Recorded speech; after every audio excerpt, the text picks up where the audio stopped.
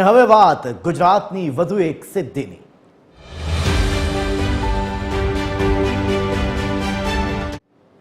ગુજરાતની સિદ્ધિમાં ઉમેરાશે વધુ એક મોરપીંછ। સુરતની પલસાણા ગ્રામ પંચાયતે ગુજરાતને અપાવ્યું છે ગૌરવ। ઈ ગવર્નન્સની ઉત્કૃષ્ટ કામગીરી બદલ નેશનલ એવોર્ડ માટે પસંદગી થઈ છે। વિશાખાપટ્ટનમમાં યોજાનારી નેશનલ ઈ ગવર્નન્સ કોન્ફરન્સમાં સન્માનિત કરાશે।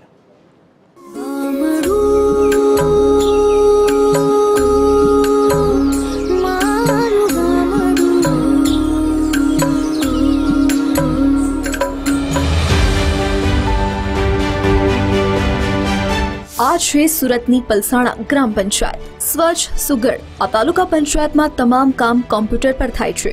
જી હા, પલસાણા તાલુકા પંચાયતમાં આવકના દાખલા, જાતિનો દાખલો, આધાર કાર્ડ સહિતની તમામ કામગીરી એક જ સ્થળે થઈ જાય છે અને તે પણ ઓનલાઈન, એટલે કે પલક ઝપકતા। તો અહીંયા વેરા વસૂલાતથી લઈને ગ્રામ પંચાયતના બધા કામ પણ ઓનલાઈન જ થાય છે। પ્રજાની સમસ્યા ઘરે બેઠા જ ઉકેલાય છે અને આવી એક બે નહીં, કુલ 321 જેટલી સેવાઓ ઈ ગવર્નન્સ દ્વારા ગ્રામજનોને આપવામાં આવે છે અને ઈ ગવર્નન્સની ઉત્કૃષ્ટ કામગીરીને કારણે જ સમગ્ર દેશની 1.44 લાખ ગ્રામ પંચાયતોમાંથી પસંદગી કરવામાં આવી છે। પલસાણા ગ્રામ પંચાયતને વિશેષ શ્રેણી grassroot level initiatives for depending widening of service delivery માટે એવોર્ડ આપવામાં આવશે, જેને લઈને સરપંચ સહિત ગ્રામજનો ખૂબ જ ખુશખુશાલ છે। એમને વારંવાર પંચાયતમાં ધક્કા ન ખાવા પડે એ માટે એક વેબસાઇટ ડેવલપ કરી છે। એ વેબસાઇટમાં જન્મ મરણના દાખલા હોય, આવકના દાખલા હોય, બીજી કોઈ બી સરકારી યોજનાઓનો લાભ હોય એ વેબસાઇટમાં અમે ઓનલાઈન કરીએ છીએ।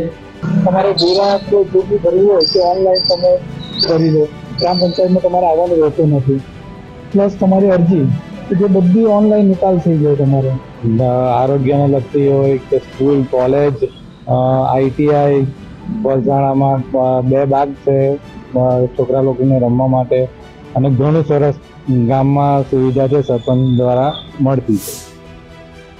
પલસાણા ગ્રામ પંચાયતની આ જ તમામ કામગીરીને કારણે તાલુકા વિકાસ અધિકારી અને જિલ્લા વિકાસ અધિકારીએ પણ શુભેચ્છા પાઠવી છે। પલસાણા ગ્રામ પંચાયતમાં જે સર્વિસીસ આપવામાં આવી છે એ સર્વિસીસ જે છે અલગ અલગ એના કારણે 321 જેટલી સર્વિસીસો આપવામાં આવે છે અને આથી જ રાષ્ટ્રીય એવોર્ડ માટે પસંદગી એ માત્ર પલસાણા નહીં, સમગ્ર રાજ્ય માટે પણ ગૌરવની વાત છે। પલસાણા ગ્રામ પંચાયત જનસેવા અને ડિજિટલ ગવર્નન્સની સફળતાનું પ્રત્યક્ષ ઉદાહરણ છે, જે સાબિત કરે છે કે ગ્રામ્ય સ્તરે ટેકનોલોજીની ઉપયોગથી લોકોના જીવનમાં કેટલું હકારાત્મક પરિવર્તન લાવી શકાય છે। Bureau report, TV 13 Gujarati.